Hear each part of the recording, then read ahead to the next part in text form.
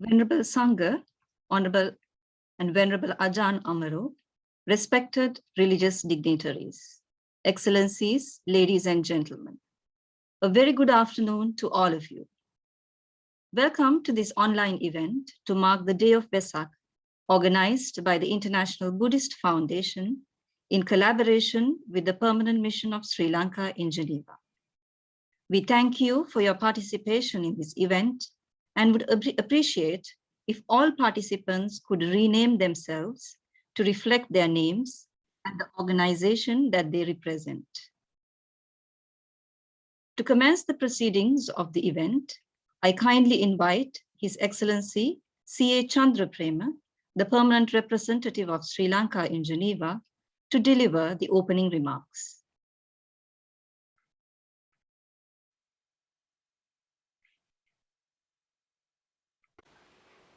Most respected members of the Venerable Mahasangha, respected religious dignitaries, Her Excellency Madam Tatiana Valovaya, Director General of the United Nations Office in Geneva, distinguished permanent representatives, Excellencies, ladies and gentlemen. I am pleased to speak at this event today as we celebrate Wesak, the day that marks the birth, attainment of enlightenment and the passing away of Lord Buddha, and the day considered most sacred by millions of Buddhists around the world. Today also marks the 22nd anniversary of the international recognition of Wesak by the United Nations, pursuant to the adoption of UN General Assembly Resolution 54/115, which was initiated by Sri Lanka following a recommendation made at an international Buddhist conference convened in Colombo in November 1998.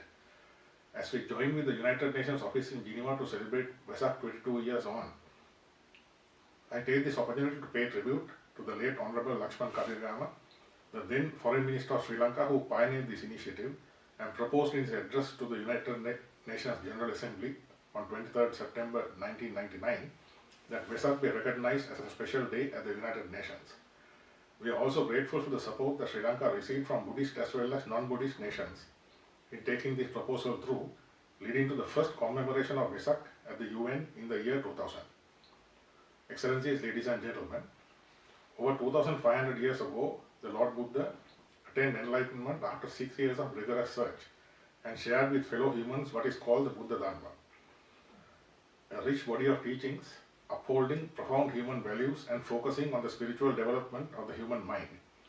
The teachings of the Buddha asserted man's power to be the master of his own destiny and expounded the equality of all human beings, thus challenging a system with entrenched discrimination based on gender, caste and other perceived differences.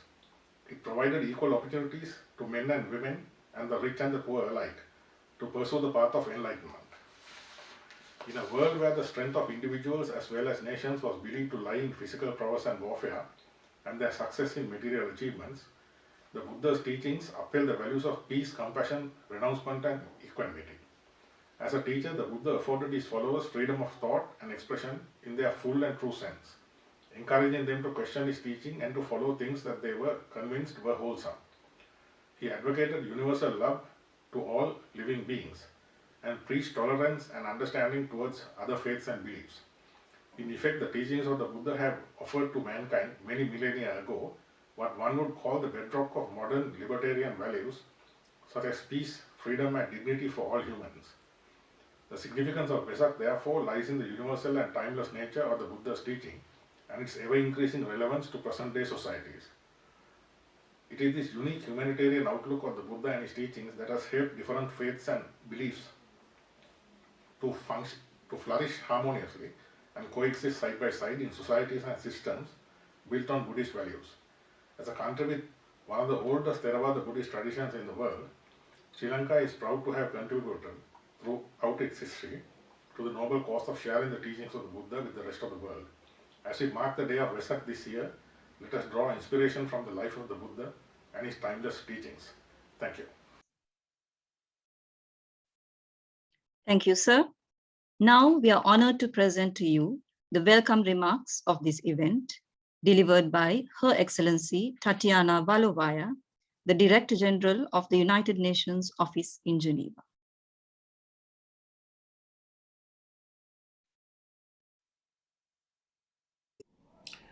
Ambassador Chandraprema, Excellencies, ladies and gentlemen, dear friends, it is my pleasure to address today's event marking the International Day of Wesak. I would like to thank the Permanent Mission of Sri Lanka and Ambassador Chandraprema for their central role in organizing this celebration.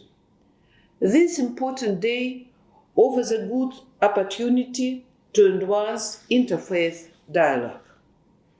We commemorate, annually and internationally, the sacred day of Wesak to acknowledge the contribution that Buddhism, as one of the oldest religions in the world, has made for over 2.5 millennia to the spirituality of humanity. The vitality, scope, and reach of modern-day Buddhist communities is testimony to how Gautama Buddha's word continue to provide meaning to people's lives throughout the world. For Buddhists everywhere, it is indeed a felicitous opportunity, while commemorating the birth, enlightenment, and passing away of Gautama Buddha, to celebrate his message of compassion, peace, and devotion to the service of humanity. But it is not only Buddhist communities who are indebted to the Buddha's teachings. His wisdom has long moved beyond religious boundaries and has benefited countless individuals, irrespective of their religious affiliation. While the teachings of Buddhism remain most popular throughout Asia, they also transcend international boundaries to serve as an inspirational model for all. The United Nations Charter was founded on principles such as human dignity, peaceful cooperation, and tolerance. And for this reason, the International Day of Wesak marks such an important date in the UN calendar. The teachings of the Buddha are based on the fundamental equality of all people, regardless of their status, situation, or characteristics. This philosophy lies at the heart of the Charter of the United Nations and should be prominent in all our work. Non-discrimination and inclusion are fundamental principles on which we rely to achieve our ambitious goals. And that is why we must reinforce them every day, everywhere. In practicing respect and understanding, we unlock a vision of humanity as overcoming national differences and moving towards harmony.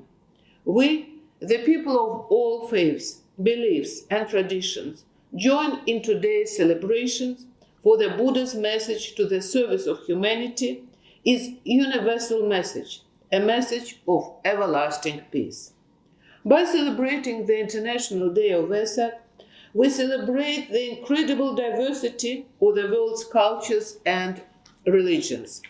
It is only in strengthening our commitment to tolerance, compassion, and mutual respect among all peoples and cultures that we will be able to reduce violence and repair divides.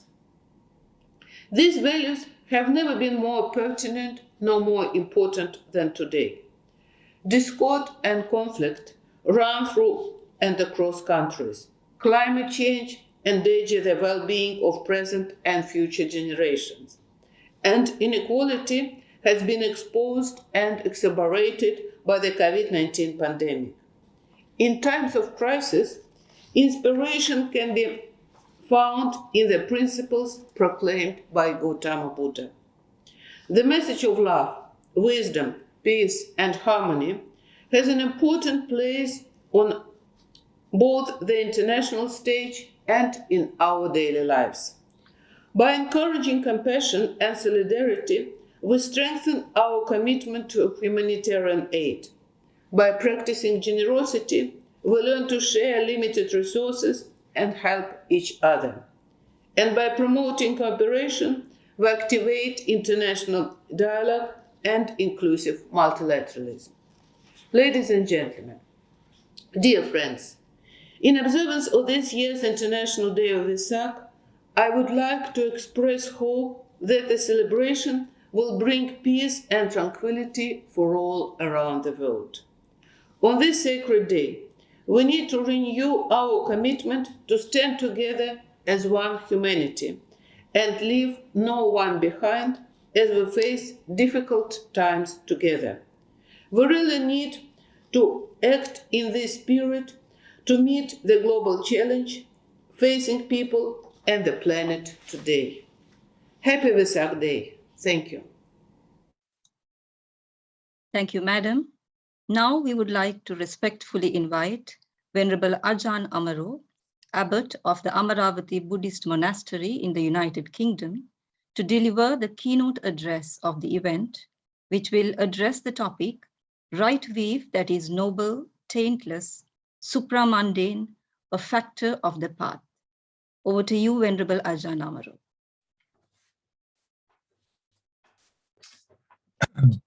Your Excellencies and venerable friends and those who are gathered together on this occasion of Visakha Puja. First of all, can everyone hear my voice clearly enough? Just to check the sound levels. I hope so. We can hear you clearly, Venerable Ajahn. Very good. So I'm extremely honored and glad to be able to offer some reflections on this occasion of Visakha Puja in this year of 2022 and this time of the continuing pandemic of COVID-19 around the world and its variants, its offshoots and conflicts and difficulties, various parts of the planet, the importance for focusing on the mind on ways of establishing peace and harmony, understanding, as Her Excellency Tatiana Valovia was just expressing, also His Excellency Mr. Chandra Prema was saying at the beginning. The theme for the Dhamma talk today, there was that quotation from the Mahachattarisaka Sutta, the right view that is noble, taintless, supramundane, a factor of the path. That's uses quite a lot of our sort of religious language, and the terminology there might not be familiar to those who haven't read a lot of Pali scriptures. But also when it was suggested to say that I give a Dhamma talk today, that the theme also refer to the nature of the Buddha's path, that right view is, say, something that is established to bring about a quality of spiritual fulfillment in the here and now.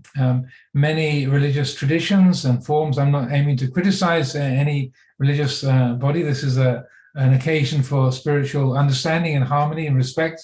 But I would say both within the Buddhist world and also in other religious forms, there's a focus upon spiritual fulfillment coming after death, the promise of coming to a heavenly world for eternity, or in the Buddhist world, so rebirth in the Pure Lands, and that sense of spiritual fulfillment, spiritual completion, and great satisfaction, or say wholeness, is seen as something that's remote or far away after the end of this life has come about. And I feel one of the most beautiful and powerful and practical aspects of Buddha Dhamma, both for those who consider themselves Buddhists, and also as Her Excellency Tatiana Valovia was saying,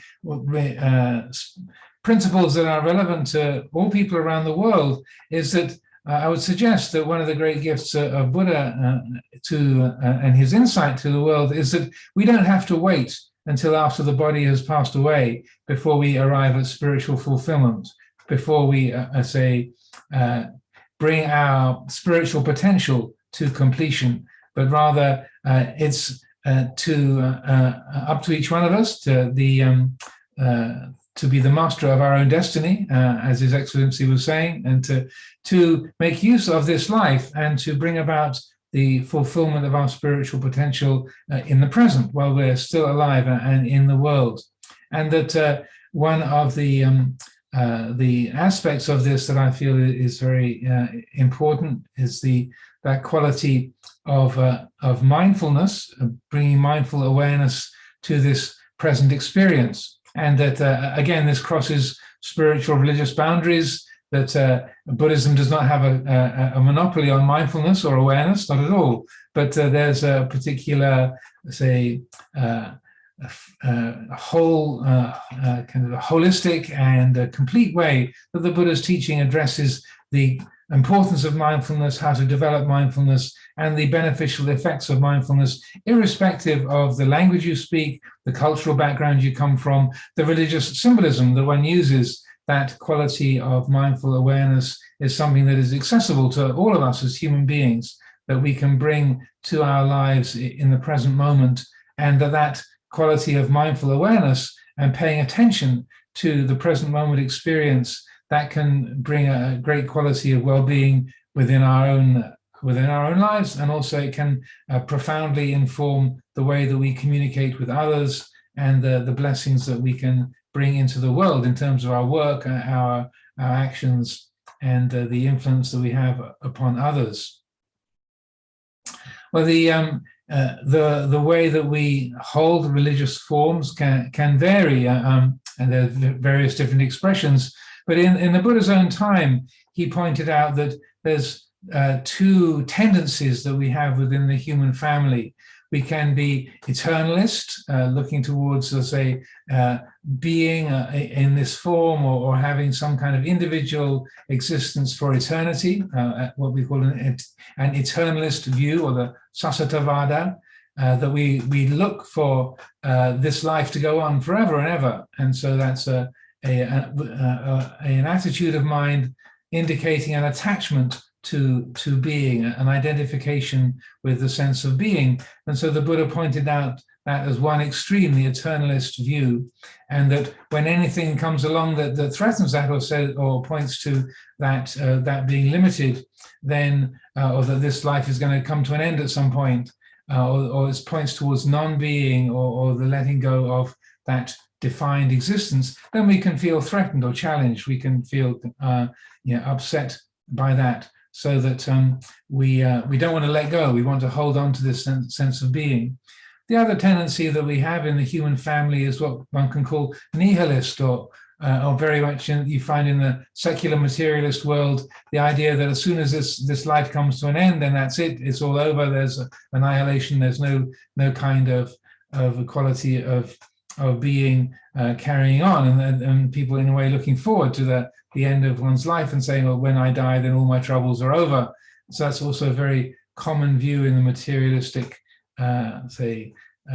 communities of the world. But again, the Buddha pointed out that that's something of an extreme view, and that in a particular teaching in the Itivuttaka, these profound statements, a collection of profound statements of the Buddha in the Sutta number 49 there, he addressed this very issue. He said, some beings overreach. They look forward to the ending of this life and feel that peace, fulfillment comes with the death of the body, and quote unquote, all our troubles are over. He said that's some beings overreach, and some hold back. So they're afraid of the idea of letting go or undefined being. But he said it's only those with vision see, and the quality of vision he defines in that teaching as seeing each presently arisen state as it is. One sees what has come to be as having come to be, and then seeing that what we see, hear, smell, taste, touch, what we feel, what we think, recognizing that as an arisen quality, an arisen experience, and knowing that, then there's a quality of disentanglement, a letting go, a non-clinging, a non-grasping in relationship to our thoughts, our emotions, our feelings, our work, our relationships, what we know in the field of our experience. And that quality of recognizing the presently arisen state, seeing it for what it is, and training the mind, the heart, to let go, to not identify or not to attach, not to grasp that. That is, in a way, the essence of what we call the development of insight meditation, the essence of the development of mindfulness, how to be with being praised, being criticized, succeeding, failing, being comfortable, being uncomfortable, all of the array of different human experiences that we have, to know those as they are and to not take them personally, and to instead attune moment by moment to each presently arisen state, each situation that we find ourselves in. And when we talk about non-attachment or non-identification, sometimes that's misunderstood as a kind of shutting down or a numbing or a dissociation, a kind of blanking out or say, not caring. But rather, if we look at the life of the Lord Buddha as an example, he was supremely unattached. He was not identified with anything he saw or heard or smelled or tasted or touched or thought, but he was extraordinarily sensitive and attuned to the time, the place, the situation. More than 2,500 years ago, he established the monastic orders of the bhikkhus, the bhikkhunis. He established the methods of practice and training for the lay community, the upasaka, and that was an extraordinary amount of care and initiative, thoughtfulness, and energy that he put into all of that work, and how successfully that more than 2,500 years later, that effort is still bearing fruit to this very day and all around the planet. So that quality of non-attachment or letting go, that being aware of the presently arisen state, the feelings of the present moment, and not identifying or not attaching, it doesn't mean not caring. It doesn't mean not taking action.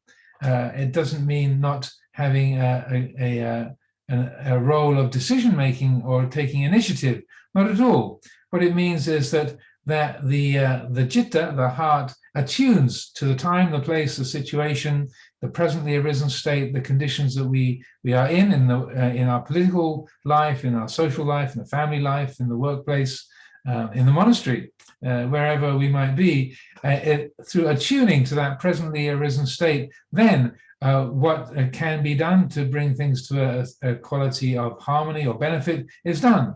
When nothing can be done, then things are left alone. If there is difficulty and conflict, then what arises is ideas and actions, words that can help to ameliorate that conflict, help to bring that difficulty and that stress to an end. So when we talk about non-attachment or non-identification, it's not a passivity.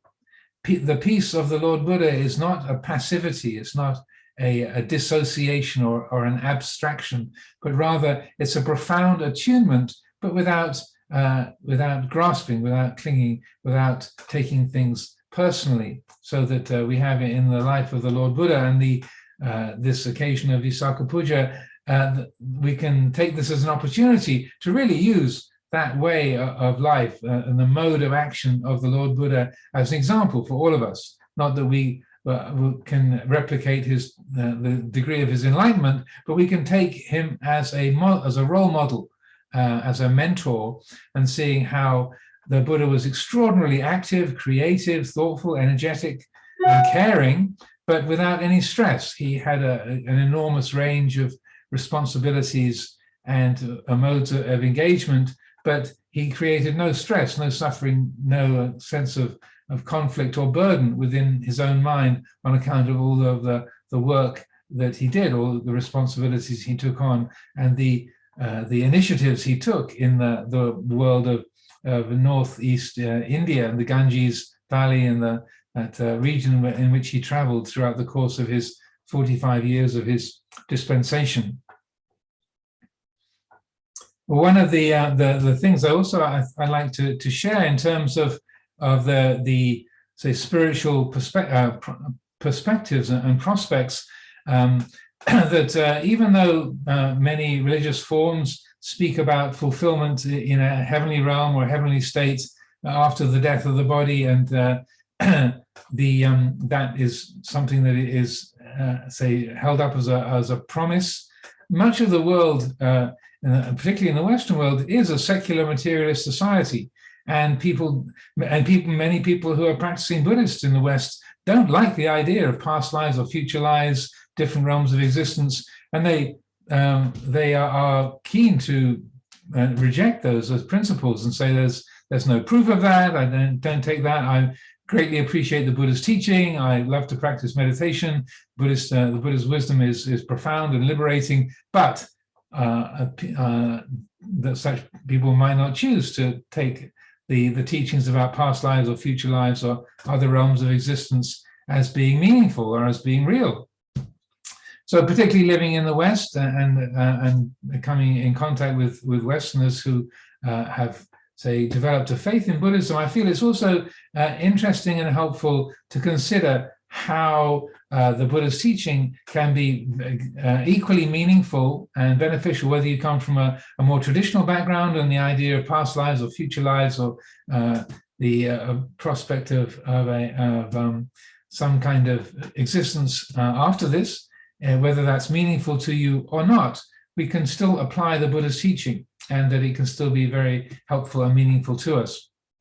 One of the suttas I find very, very helpful and I refer to quite often in this respect is called the Apanaka Sutta, the incontrovertible teaching.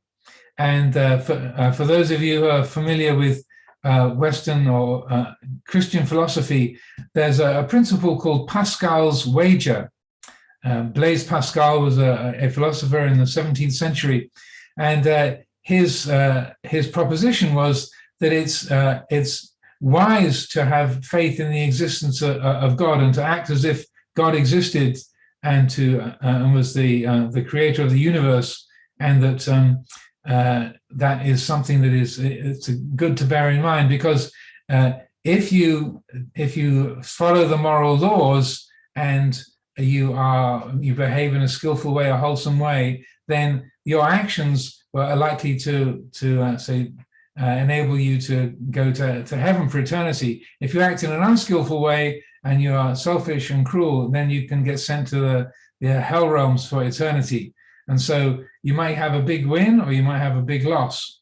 He said, even if God doesn't exist, if you restrain yourself, you act in a morally sensitive and restrained way, then you might miss out on a few worldly pleasures. There might be a small loss, but that's nothing in comparison to the pain and difficulty of going to hell if God does exist and the heaven and hell realms, as they have been talked about, are the reality, are the fact.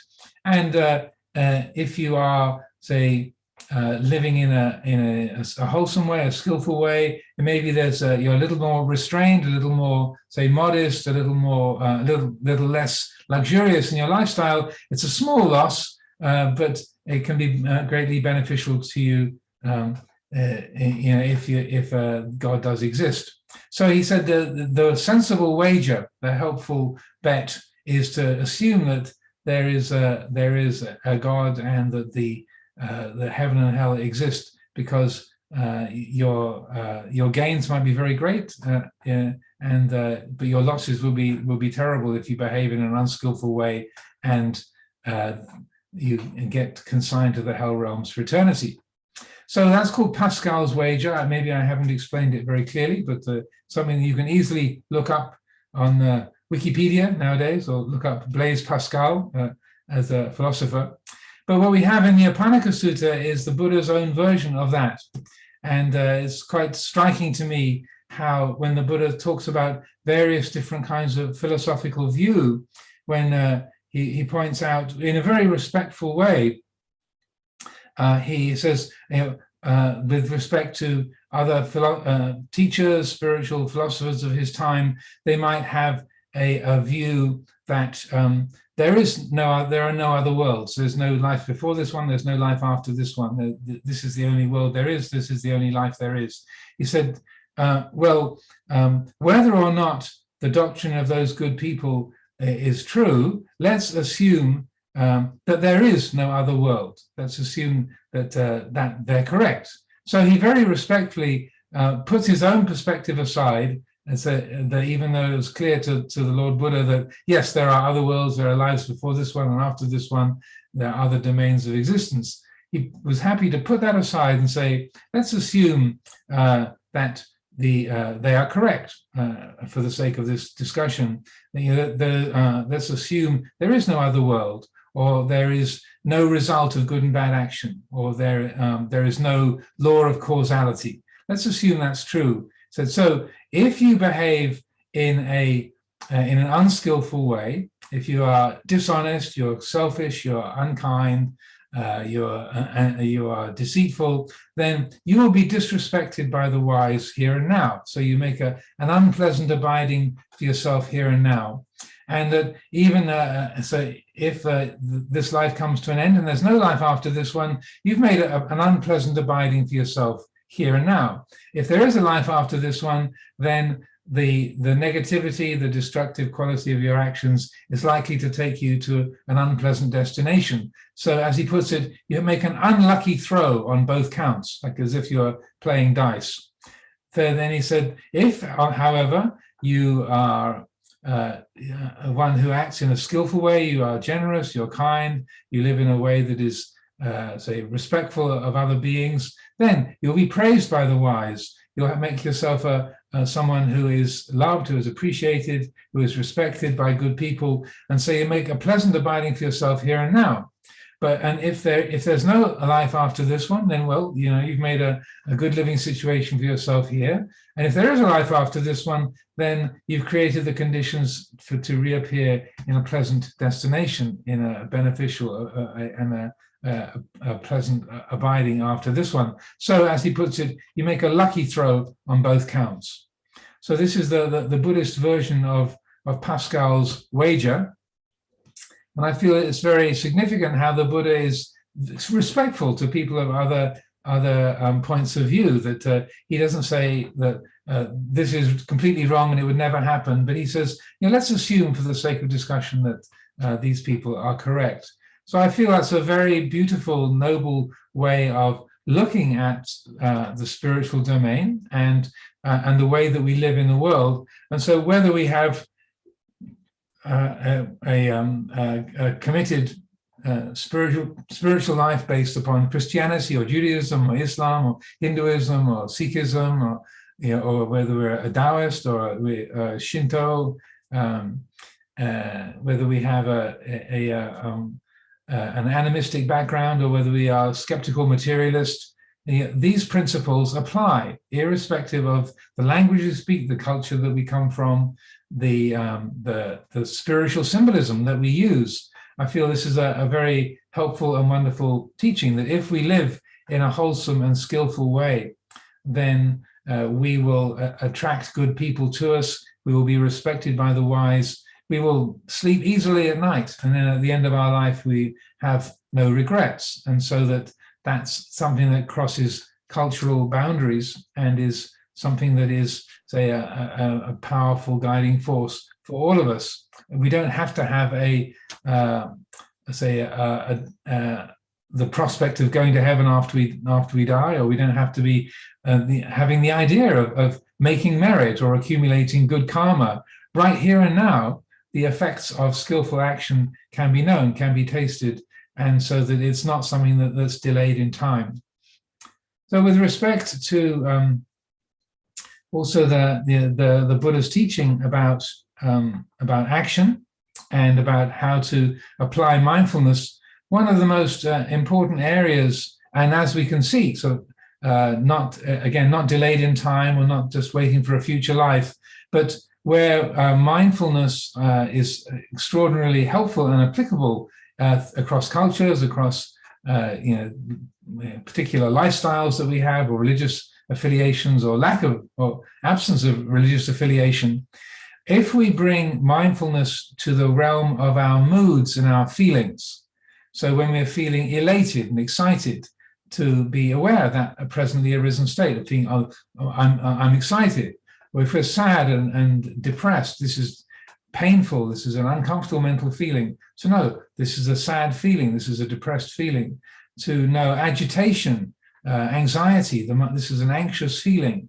Or to know sense of peace and ease. Oh, this is a feeling of peace and ease. To all of these mental states and the whole spectrum of experience, we can bring mindful awareness. We can know that feeling, or just ordinary physical sensations, comfort, discomfort, neutral feeling. So this is a tremendously powerful tool that we all have as human beings. We can pay attention to the moods and feelings, perceptions that we experience. And where I feel where the Buddha's teaching is so helpful, and again, as it was said, we can be masters of our own destiny. Another way of putting it is that we make our own luck. We're not victims as human beings. We can make choices, and our choices make a difference. That is, I feel, one of the great blessings of Buddha Dhamma, again, that's applicable across cultures, across languages, across religious forms and religious symbols. I would say that this is a central principle. We can make choices. Our choices make a difference, and those choices, the more those choices are informed by mindful awareness and a lack of self-centered thinking, a lack of egotism, but are more based upon awareness, mindfulness, and wisdom in the present moment, then those choices that are made will lead towards greater benefit and blessing for ourselves and for others.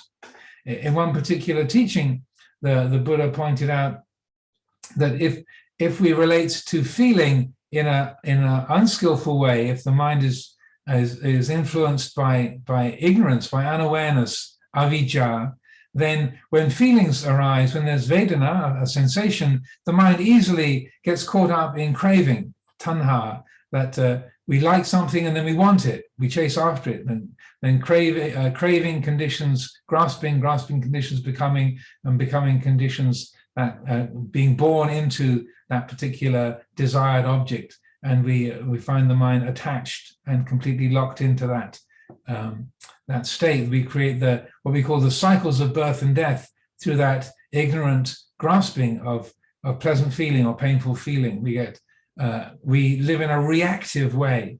There's a lack of mindfulness, a lack of perspective on our likes and dislikes, feelings of being approved or disapproved.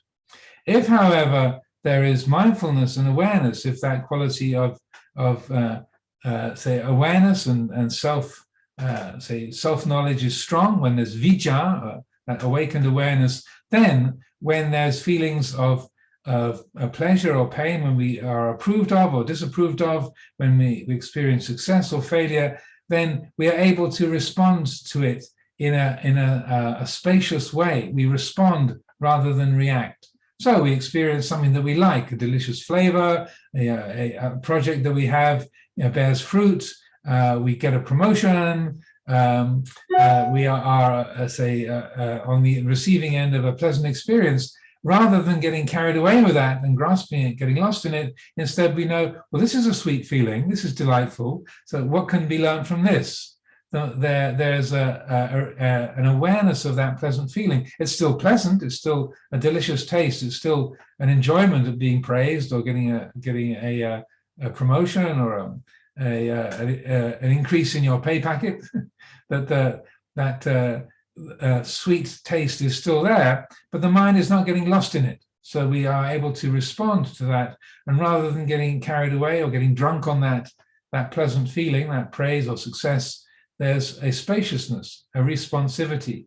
Similarly, when things are painful or difficult, we've been rejected, we've got fired from our job, our project has fallen apart or has cost a lot of money and it hasn't really worked well, then that painful feeling, that sense of distress or difficulty, we can know that, okay, this is painful, this is bitter, this is exactly what I didn't want to happen. Here it is, it feels like this. So again, the mind, the heart can be responsive to that painful feeling, that sense of loss and brokenness, without identifying with it, without attaching to it, without getting lost in it, but rather the mind responds by evaluating, by exploring, reflecting, okay, well, that was painful, that was a mistake, I should have done some more research, I should have asked more widely, or couldn't have predicted this or that circumstance. Okay, duly noted, what can be learned from this? Let's take that in and learn from that so that we're better informed in the future. So when we relate to the realm of feeling, of our moods, of our perceptions, our feelings with mindful awareness, we bring that quality of mindfulness to the present moment, then the mind is focused upon that experience. There's a mindful awareness of it. We bring mindfulness and wisdom to that. And then what is the result? Whether it's a pleasant feeling, a neutral feeling, or a painful feeling, whether it's a success or a failure or somewhere in the middle, then the result of that appreciation, that mindful awareness, that bringing of wisdom to these events of our lives, the result is a quality of freedom, of vimutti, of unburdenedness. And then that leads on to the realization of great satisfaction, complete ease. And as the Buddha puts it in one particular teaching, it terminates in nibbana, the result of every experience, coarse or fine, can be that great peace of the heart that has awakened to the Dhamma, to the nature of reality, and the quality of that awakening is manifested in the experience of nibbana, or great peace. So when we consider, right view, that is noble, taintless, supramundane, a factor of the path, that I would say that right view is powered by, is energized by activating mindfulness and wisdom moment by moment in our actions, in our words, in our meetings, in our conversations, in the home, in the workplace, in the public arena, in the privacy of our own families. Wherever we are interacting, wherever we are working in the world, if we bring that quality of mindful awareness, knowing the presently arisen state, the feelings of comfort, discomfort, confusion, or clarity as it is, then that brings a quality of integration. There's an attunement of the heart to the reality of the present.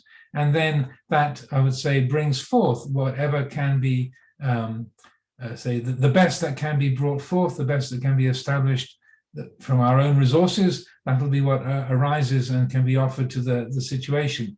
And again, when it's realized there's nothing I can do here, or there's nothing to be said, this is outside the bounds of my capacity, then we leave things alone and but we don't get lost in self-criticism or blaming ourselves. Oh, I should be able to do more, or it's my fault that this has gone bad. If we see, well, if I could do more, I would do more, but I've done as much as I can. The rest is beyond my capacity. Okay, I trust that I've done what I can, and more than this, it's out of my domain. And so we find ourselves more at peace with leaving things alone and not getting, creating more stress, more agitation, and more of a quality of burden within us on account of that.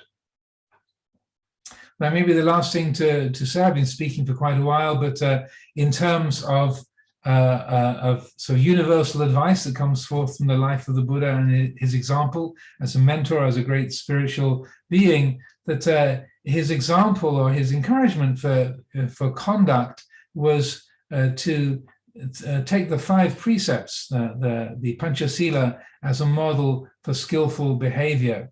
And sometimes when we relate to the precepts, we think of them as a list of don'ts. You don't do this, don't do that, don't kill, don't steal, don't engage in sexual misconduct, don't lie, don't use intoxicants. It's like, no, no, no, no, no. It's a lot of no. And so we can experience the sila as a set of limitations. They have a value, but they're kind of a container. But there's there's a particular sutta, which is called the Streams of Merit, in the Book of the Eights in the Anguttara Nikaya, where the Buddha speaks of the 5 precepts as the 5 mahadana, the 5 great gifts. And I feel it's, in terms of a guide for conduct, whether we happen to be a Buddhist or whatever our own spiritual affiliation might be, that we can take these, we can look at our skillful actions and speech as a gift to others, not in an inflated way, like, my good behavior is a blessing to you, like a kind of as an egotistical perspective, but rather what the Buddha says in this teaching is, if you take the precept to not take life, panatipata, then by that adherence, by that commitment, you give immeasurable freedom from distress, freedom from fear, freedom from anxiety to innumerable beings. And you also give freedom from distress, freedom from anxiety, freedom from fear to yourself. Similarly, if you refrain from stealing, taking what's not given, if you refrain from sexual misconduct, you are giving freedom from distress, freedom from fear, freedom from that anxiety to innumerable beings. People know they can trust you. When you come in the room, people don't hide their bag under their seat. You know, when we start a conversation, they don't close down and get guarded. They know, oh, I can trust this person. This she or he, they're honest. They're not going to lie to me. They're not trying to get something from me. So this is called abhayadana, or the giving of fearlessness. And I feel that when we speak of the Lord Buddha's life and his example and his encouragement to the human population, how to live skillfully, how to create the conditions whereby you'll both be respected and at ease in this life, and you create the conditions whereby if there is a life after this one, it's likely to take you to a pleasant destination. It's not just a set of restrictions, or like in Pascal's wager saying, it's a sacrifice to behave in a responsible or frugal way. I would say it's not necessarily a sacrifice. It's also a beautiful gift that we can make to others. It's a generous offering. It's mahadana. It's a great gift that we can offer to others. So I encourage us on this occasion of Visakha Puja not to look at the precepts as just as a limitation or a sacrifice or a burden at all, but rather it's a beautiful collection of gifts that we can offer to our fellow human beings and also to the other beings and to the well-being of the whole planet. So I offer these thoughts for consideration on this Visakha Puja observance day.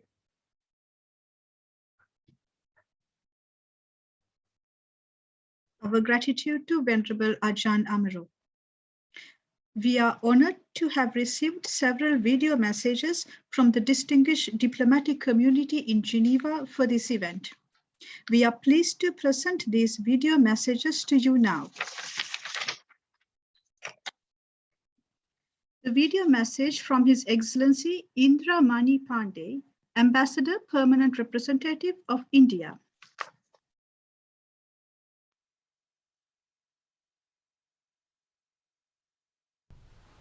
Namaskar, Ayubowan, good afternoon.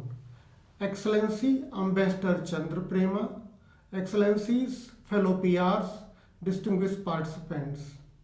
I am delighted to join this celebration organized by the Permanent Mission of Sri Lanka. I would like to begin by conveying my best wishes to you all on the auspicious occasion of International Wesak Day or Buddha Purnima. Buddha Purnima is a day of enormous religious and spiritual significance for the people who follow Buddhism in India, in Sri Lanka, and in other countries of the world. Today, we commemorate the birth, the enlightenment, and Mahaparinirvan of Lord Buddha. It is a day to rejoice and celebrate. It is also a day to reflect on the thoughts and teachings of Lord Buddha and the relevance of his Dhamma, which have been resonating across the globe for more than 2,500 years. Lord Buddha's first sermon in Varanasi in Uttar Pradesh, India, set in motion the wheel of Dhamma. Dhamma, with its emphasis on the pursuit of middle path, righteous behavior, wisdom, compassion, and camaraderie, as well as control over desires, offers a set of guiding principles to build a peaceful world. Lord Buddha's timeless message of non-violence is more relevant today than ever before.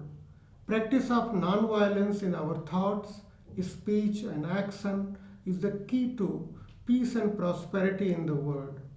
Wesak provides us an opportunity to rededicate ourselves to follow the principle of non-violence and practice it individually as well as collectively as societies and nations.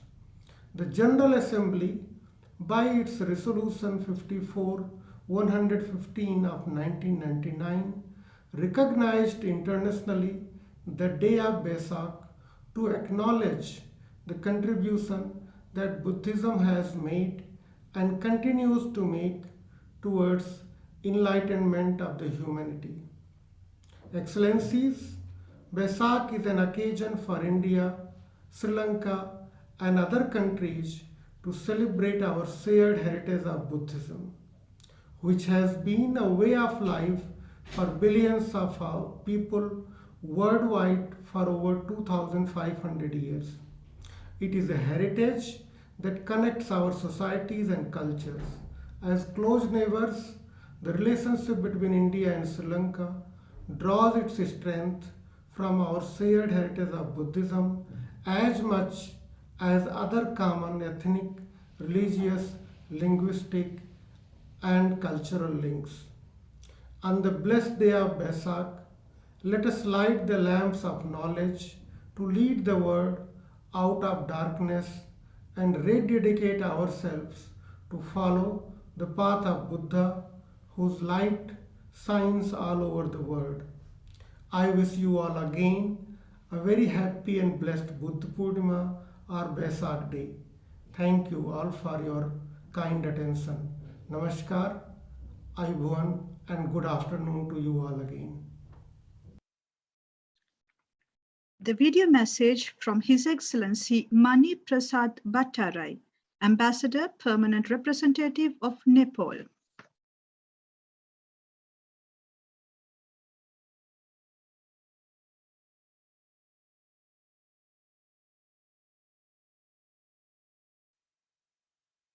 Venerable monks, excellencies, ladies and gentlemen, it is my great honor to join you all to mark the International Day of Wesak. I would like to thank the Permanent Mission of Sri Lanka and the International Buddhist Foundation Geneva for organizing the event on this special occasion. In Nepal, the country where Lord Buddha was born, Wesak Purnima or Buddha Jayanti, which commemorates the triple sacred day of Buddha, is one of the most significant celebrations of the year. The day is a special festival for all human beings, as mutual existence, compassion, and service of humankind. The message of Buddha is related to all aspects of human life. In the present global context, Buddha's teaching of peace, harmony, and sustainability is more relevant. Understanding and vision of humanity can be the guiding principle to deal with diversities and differences in today's interconnected world. As we are here to celebrate this auspicious day, let us commit ourselves to the path of love, peace, and harmony for the well-being of all across the globe. I wish you all a happy Wesak Day. The video message from Her Excellency Supatra Sri Maitri Pitak, Ambassador, Permanent Representative of Thailand.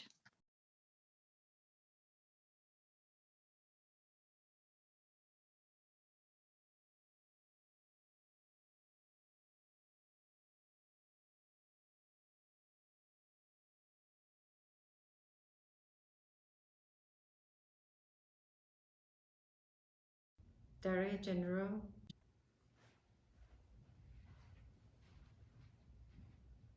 Venerable monks, Director General of the United Nations Office, Geneva, Excellencies, ladies and gentlemen, I am honored to be a part of this auspicious event. I wish to express my reverence to the Venerable monks and greetings to all attending the commemoration of the International Day of Wesak 2022. My appreciation also goes to the Permanent Mission of Sri Lanka for co-organizing today's event. Wesak is the most sacred day for Buddhists around the world. It is a day to reflect on Lord Buddha's teachings, which remain relevant in addressing the global challenges, such as climate change, conflicts, pandemics, and growing inequality. The teaching of Lord Buddha complements the teaching of other great religions. And during these times of uncertainties, the practice of Lord Buddha's teachings of selflessness, tolerance, mutual respect, understanding, and compassion could alleviate our distress and sufferings, both individually and collectively. Excellencies, ladies and gentlemen, my Deputy Prime Minister and Minister of Foreign Affairs gave remarks at the virtual commemoration of the International Day of Wesak in New York last Friday. He quoted the preamble of the UN Charter, which proclaims, "We, the people of the United Nations, determined to save succeeding generations from the scourge of war." This quotation is still relevant today as when it was drafted. Let us take this opportunity to reaffirm our commitment and redouble our effort to strengthen rule-based multilateralism and international cooperation, to expand mutual trust and respect, to advance peace, and to attain a better future for all. Thank you. The video message from Her Excellency Lee Thi Thuet Mai, Ambassador Permanent Representative of Vietnam.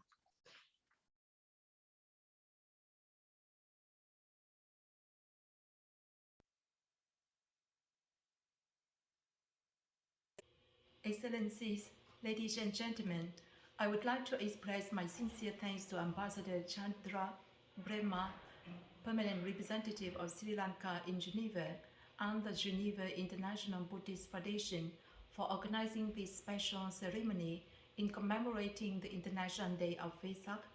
Allow me to pay my respect to venerable monks and express my warmest congratulations to Buddhist community in the world over. Wesak, the day of the full moon in the month of May, is the most sacred day to millions of Buddhist followers around the world, including millions of Vietnamese in Vietnam.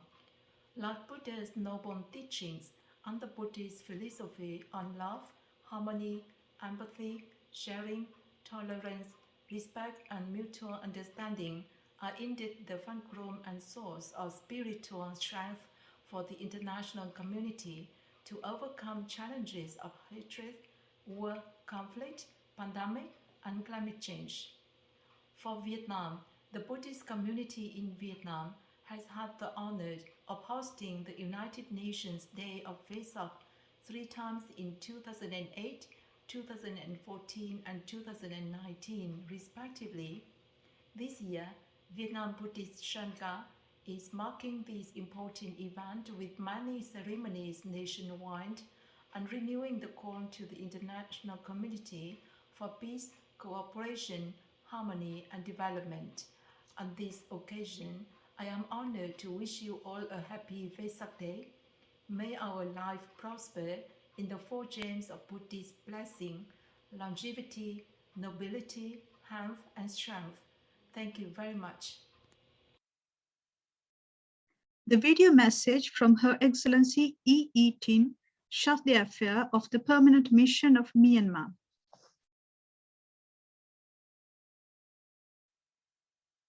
Honorable Bante, Excellencies, distinguished guests, it is a great pleasure and honor for me to send messages on this auspicious occasion.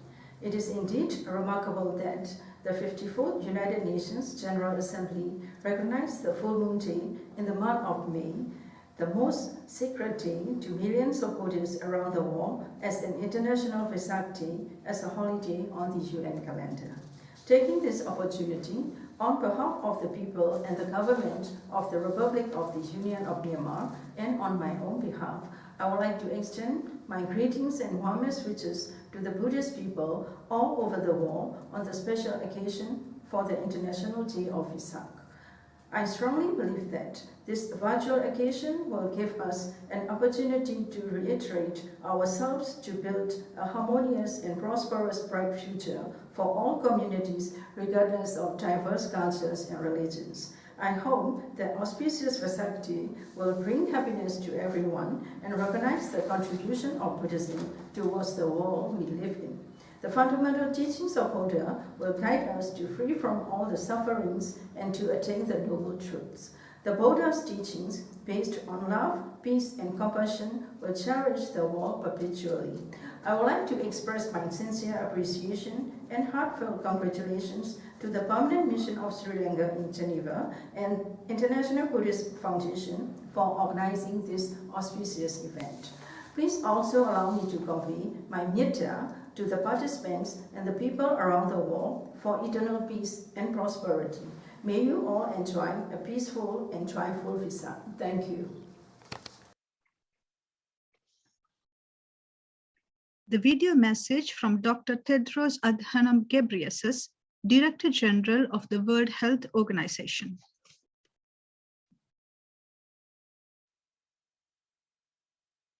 Excellencies, dear colleagues and friends, the Buddha taught of the value of health in his preaching, Arogya Parma Labha, that health is the ultimate profit. In the past 2.5 years, we have witnessed vast global suffering. COVID-19 has touched each of our lives, and it's not over yet. For Sri Lanka, struggles of the pandemic have been compounded by an economic crisis, and we have followed with concern the unrest in the country over the past months. WHO is working closely with the Ministry of Health to monitor the availability of priority medicines and devices and to identify options for emergency access. We commend the generosity of countries that have stepped forward with donations to keep the health system functional. We salute the dedication and compassion of Sri Lanka's health workers. Let us pause today to reflect on the teachings of the Buddha and find the virtues within us to focus on what is truly valuable, our shared health and well-being. Obata Istuti. I thank you. Now we are pleased to open the floor for other distinguished permanent representatives and colleagues representing the diplomatic community and international organizations who are participating in this event to make brief remarks. You may request the floor by clicking the raise hand icon or dropping a message in the chat box.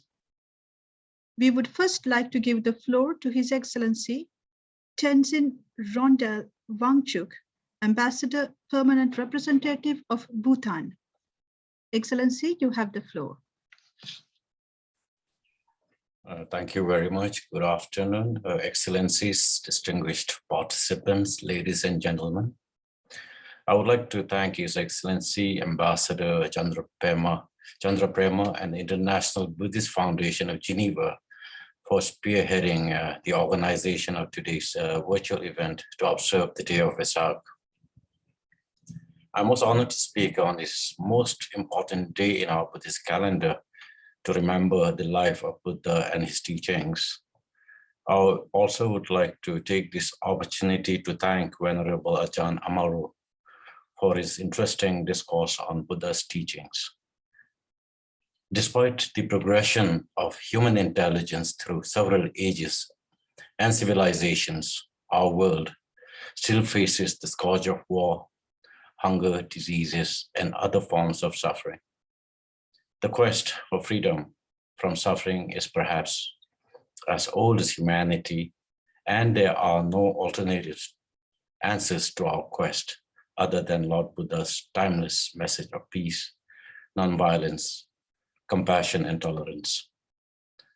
The celebration of the International Day of Wesak is also an opportunity to celebrate the diversity of our different faiths and enrich the spirit of interfaith dialogue at the United Nations so that we can create a better and peaceful world. I take this opportunity to wish everyone happiness and contentment, and may peace prevail on our earth. Thank you. Thank you, Excellency. Now we invite Her Excellency Girelma Davasuren, Permanent Representative and Ambassador of Mongolia, to deliver her remarks.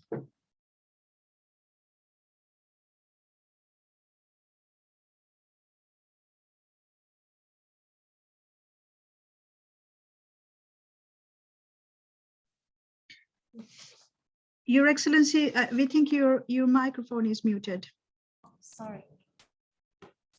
Thank you very much for this opportunity. At the outset, I would like to express my sincere gratitude to the parent mission of Sri Lanka and the International Buddhist Foundation in Geneva for organizing this very important event on the occasion of the International Day of Wesak. Today, we celebrate the greatest anniversary, the day on which our teacher, the Buddha, was numbered among the entitled and first tenet the highest merit of Buddhahood. Mongolia is a peace-loving nation, and Buddhism has been the traditional religion of the Mongolian people for centuries. Since the establishment on the statehood on the territory of Mongolia, Buddhism has spread 3 times in Mongolia, protecting the Mongolian nation from foreign aggression and create the conditions for inner unity and national sovereignty. Despite the fact that at a certain stage of our history, its development, Mongolian Buddhism experienced immense suffering. We are witnessing its revival of Buddhism in Mongolia nowadays.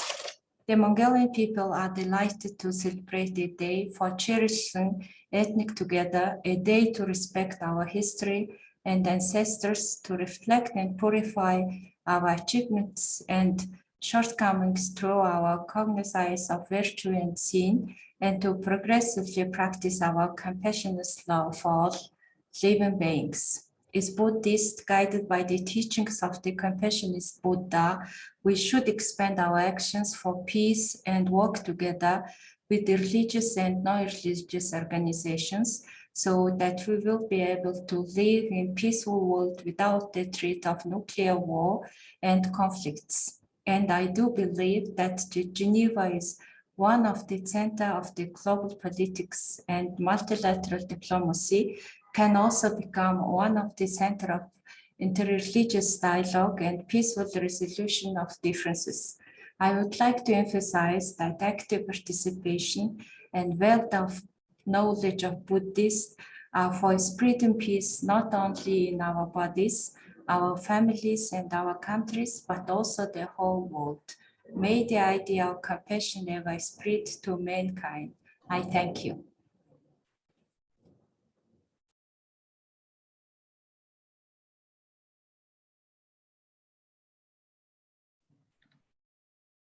Mr. Dani, you are muted. Sorry, I believe you could hear me now. Now we are pleased to give the floor to His Excellency Darius Staniulis, Ambassador, Permanent Representative of Lithuania. Ambassador, you have the floor.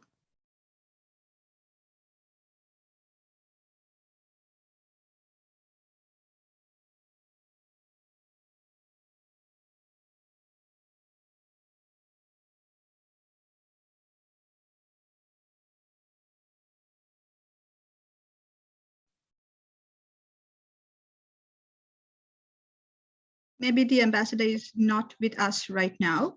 The floor is now open to any other members of the diplomatic missions or international organizations who may wish to speak.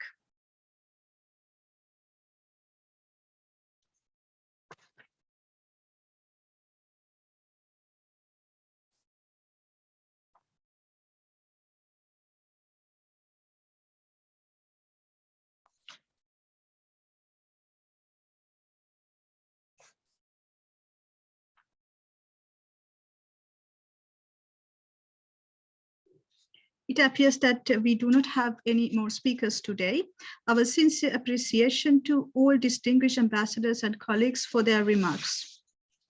Allow me now to give a brief introduction to the Jaya Mangalagata before I offer the floor to students of IBF to chant Jaya Mangalagata.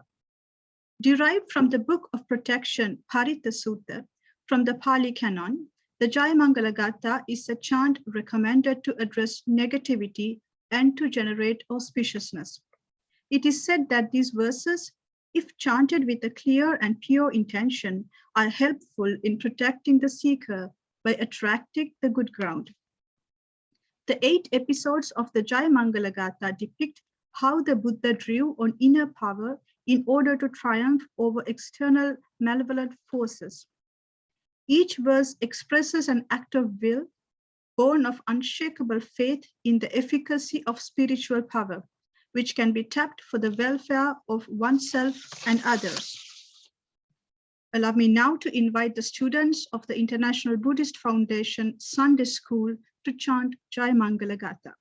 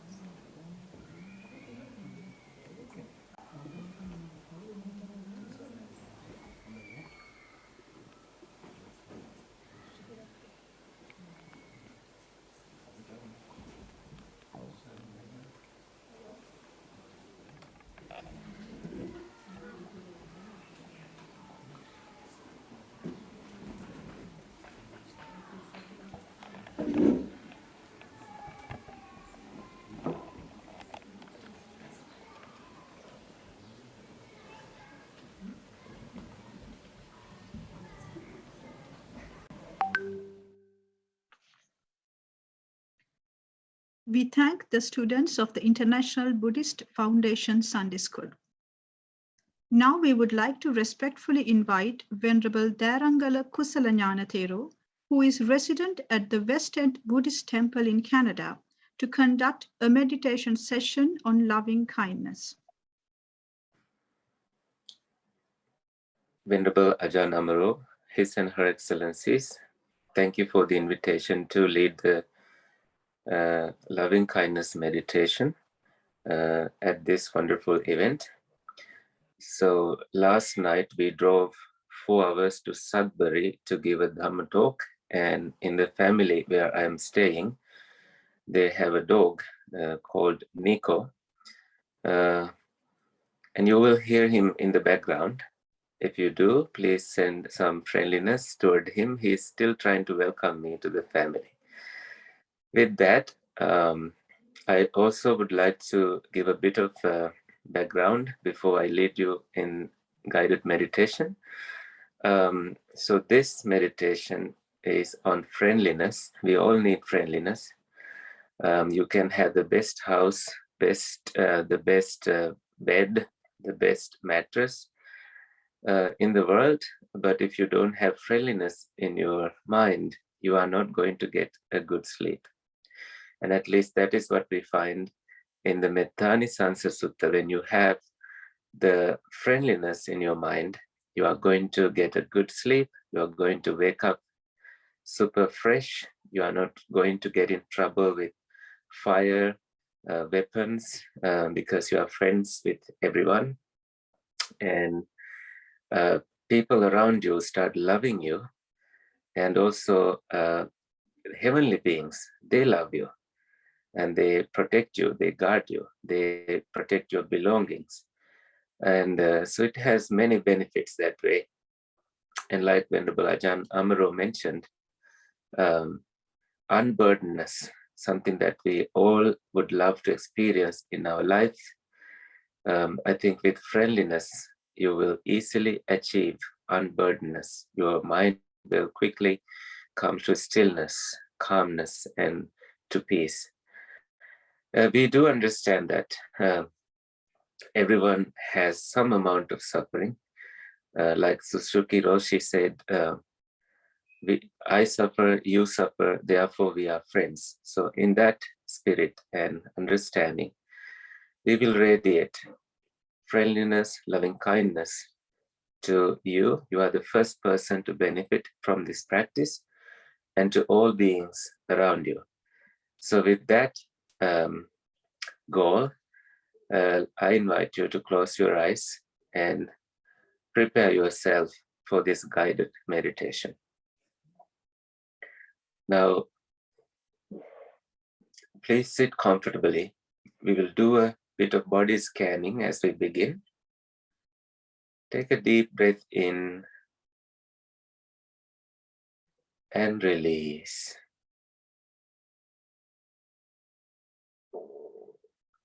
Take another deep breath in and release. Another deep breath in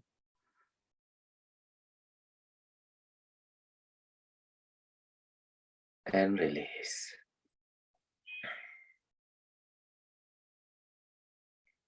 Now, we will scan the body from head down to your toes.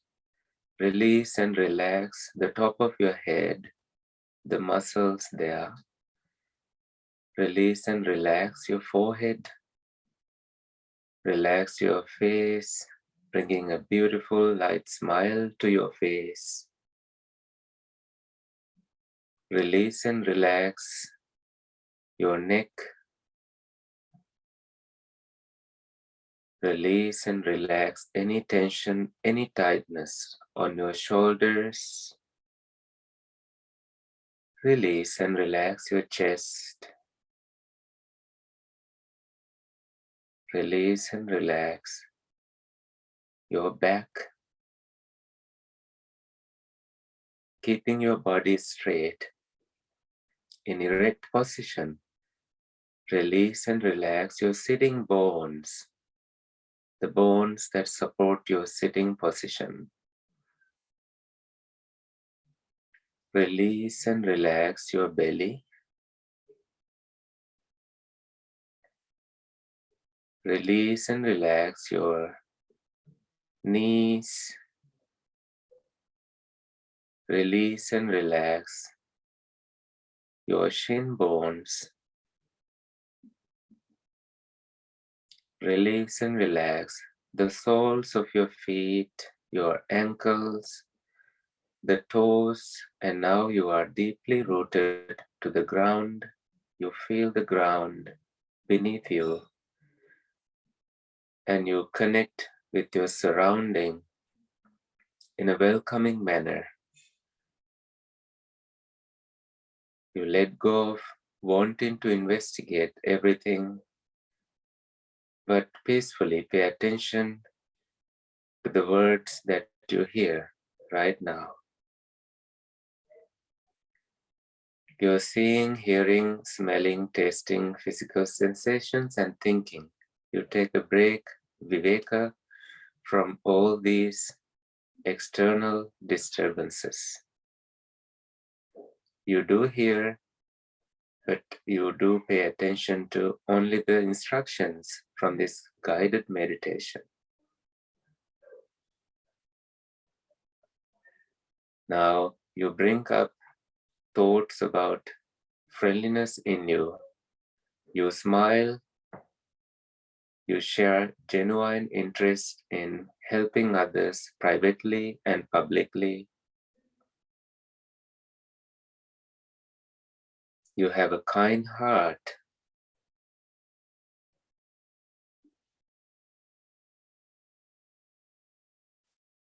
When you feel burdened, annoyed, irritated, not in calm mind, you make sure you come to mindfulness so that you practice right speech, kind speech, gentle speech that does not burden you with suffering, that does not burden you with pain.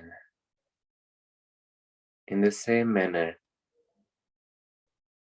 others around you also feel calm, at peace, and friends with you.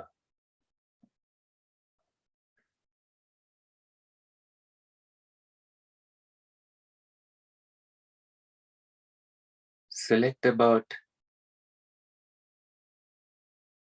one friend, invite that friend who is wonderful to you. You've shared many good moments with that friend.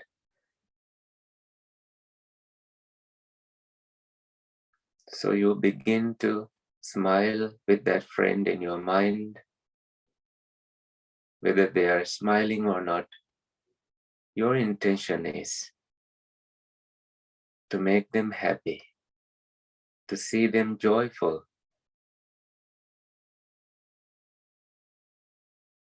to see the best happening to them, the best of meditation, the best of every good thing. See how you feel as you radiate goodwill toward other beings, especially to your friend that you chose to be with in your mind right now. Select about 3 more friends. You smile as you visualize these 3 other friends. They are happy, you are happy. May they be well. May they be peaceful. May they be calm, kind to each other, gentle in their actions, and be wonderful human beings.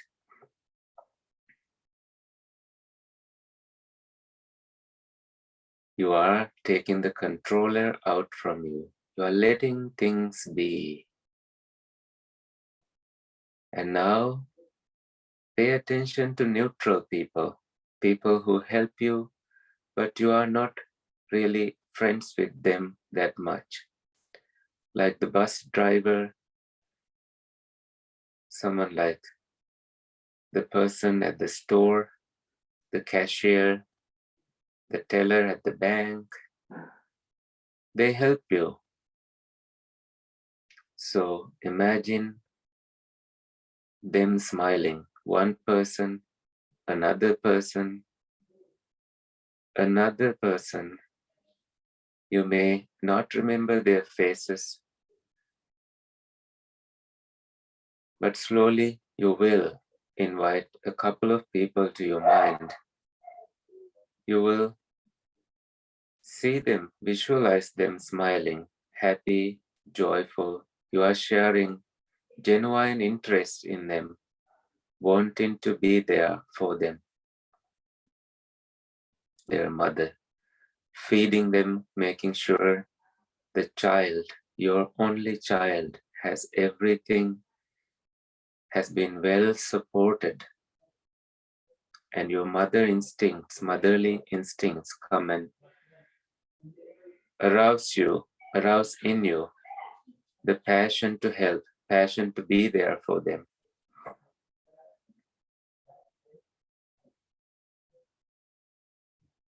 And now, pay attention to also some annoying people in your life. Anyone that brought you difficulties, if you have any in your mind, imagine them smiling, happy, joyful, at peace, in calmness and in quiet mind.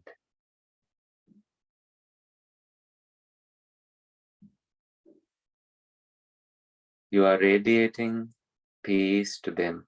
If it is so difficult to radiate friendliness toward them, you can go back to these neutral people and imagine them smiling, happy and joyful.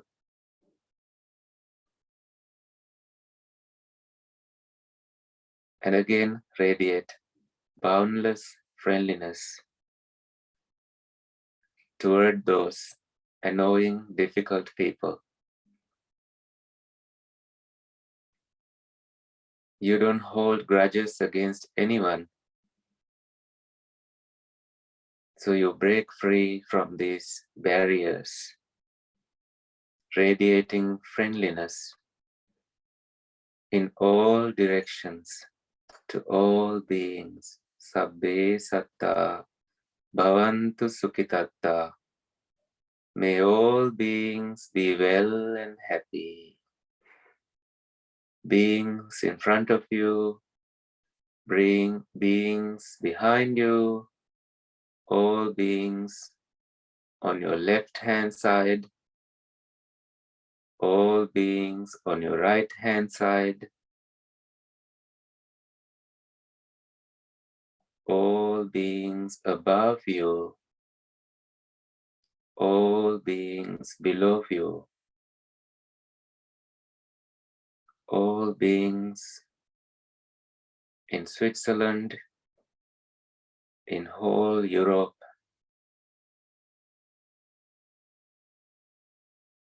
all beings in Canada and in America, humans and non-humans, all beings far and near in this globe, all beings in the universe, all beings beyond this universe in the unknown places. May all beings be well and happy. Asambadham averam asapattam. Without a barrier, without any enmity, without any hatred in your mind. You are free, you are calm, you are at peace, you are friendly, and that way you are in the middle path, this Vesak. Because you are friendly inside, you are friendly outside too. Your actions, the looks you give, all these has friendliness. You unite people. Samagga, sammodamana. You rejoice in each other's actions, whether they are stupid or wise, doesn't matter. You rejoice in them. No judgment.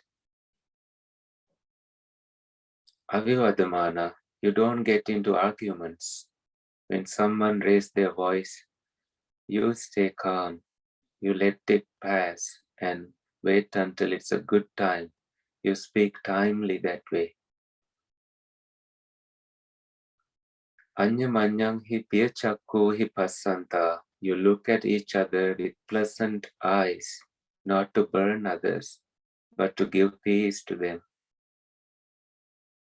You bring up the sense of wanting to be around you in others.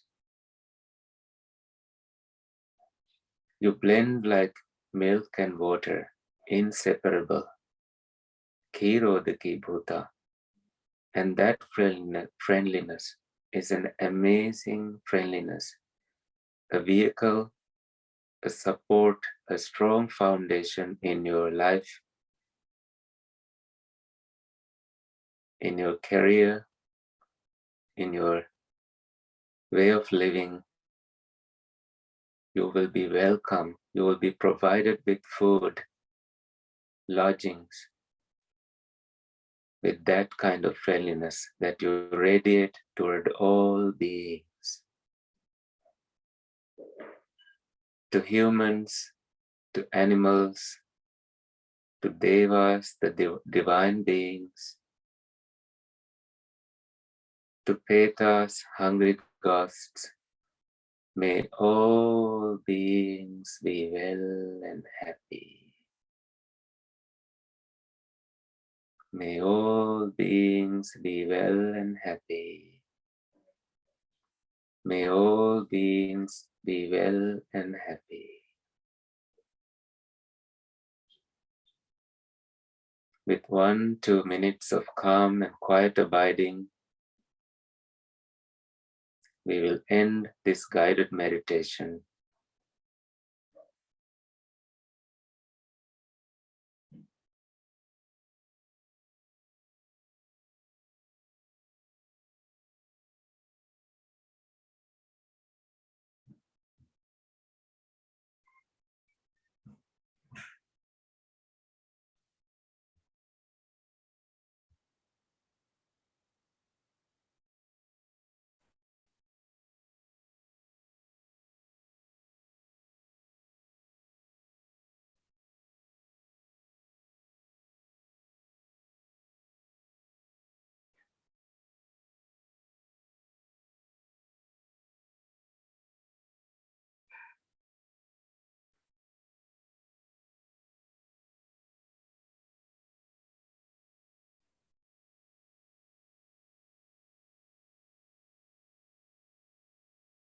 Aham aviro homi, abhyapacho homi, anigho homi, sukhiyatanam pariharami, dukkhapattacha nidukkha, bhayapattacha nibbaya, sokapattacha nissoka, hontu sabbepi panino. May the suffering ones be suffering free, fear struck fearlessly. May the grieving shed all grief. May all beings find relief from all sufferings. Sadhu, sadhu, sadhu. Happy Wesak to you all. Thank you, Venerable Thero. Now I cordially invite Mr. Arjuna Malavarachi, committee member of the IBF Council of Devotees, to deliver the vote of thanks.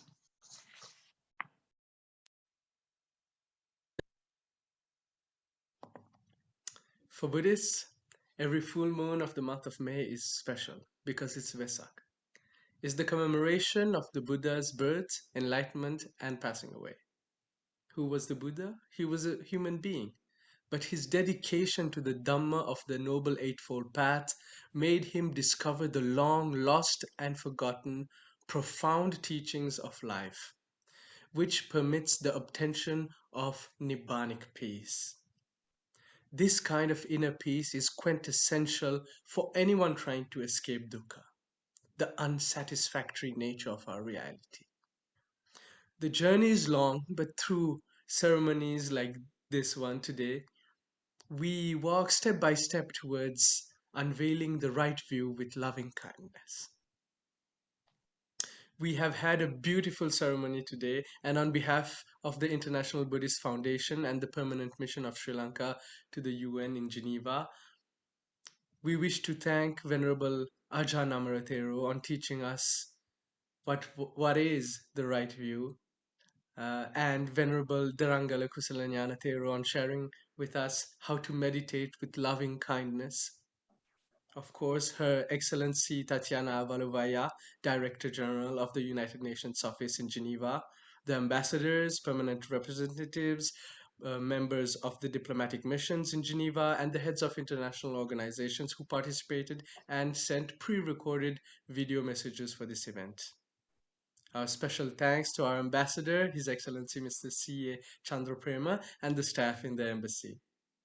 Our thanks to the members of the Council of Devotees, and a special thanks to Mr. Lalanta Sirisenege and Mr. Samit Bulatgama for the technical support. Our most kind regards and thanks to our dear Venerable Valpola Kalyanatissa Mahatero and our Venerable Halyala Vimalratna Thero, and of course our Venerable Velagidara Sumanajoti Thero. Thank you for everyone who participated, who listened and followed this ceremony. We wish you a beautiful end to this ceremony and hoping to see you all for our next event. Thank you.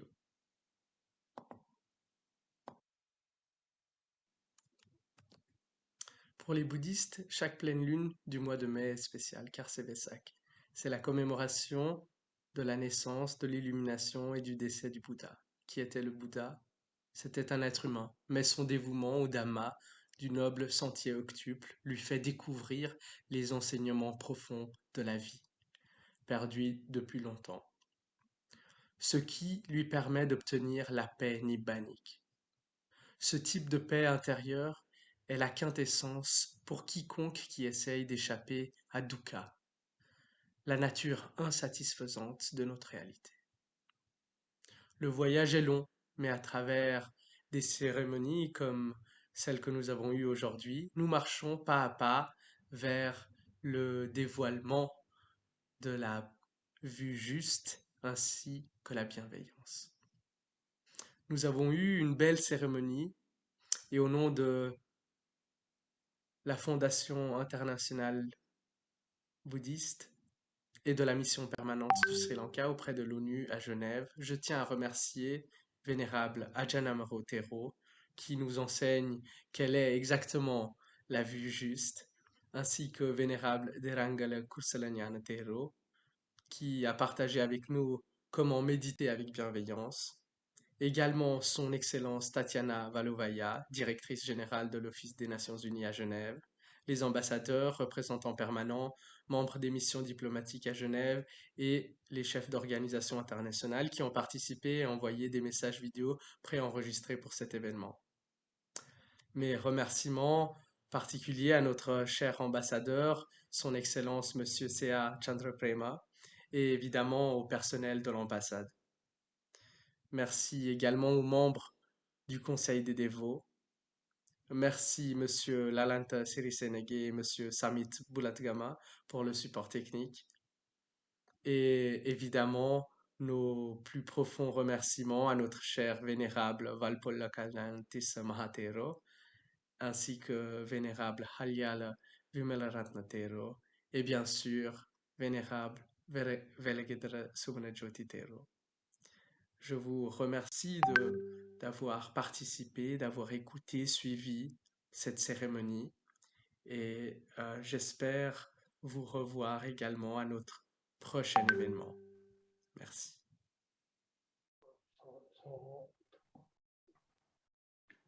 Thank you, Mr. Malavarachi. With that, Venerable Sirs, Excellencies, ladies and gentlemen, we conclude this event to mark the day of Wesak. Many thanks for your participation in this online event. We wish you a peaceful afternoon. Thank you.